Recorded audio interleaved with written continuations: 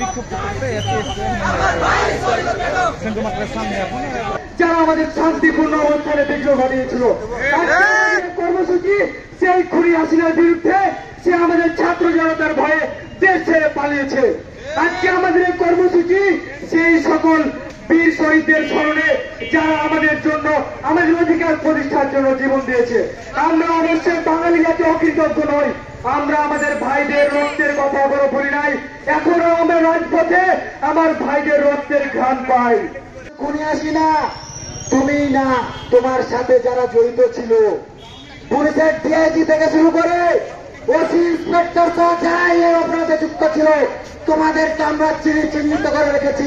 তোমরা অতি শীঘ্রই জনগণের কাছে ছাত্রদের কাছে ক্ষমা চাও, নইলে তোমাদের বিচার চাঁপাই নবাবগঞ্জের রাজপথে আমরা করব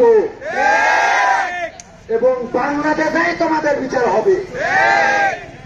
ভারতকে আমি বলে দিতে চাই, তুমি খুব শীঘ্রই ওই হাসিনাকে আমাদের হাতে হস্তান্তর করো, নইলে তুমি যে স্বপ্ন দেখেছিল অখণ্ড ভারতের অখণ্ড বাংলাদেশ না হয়ে যায়।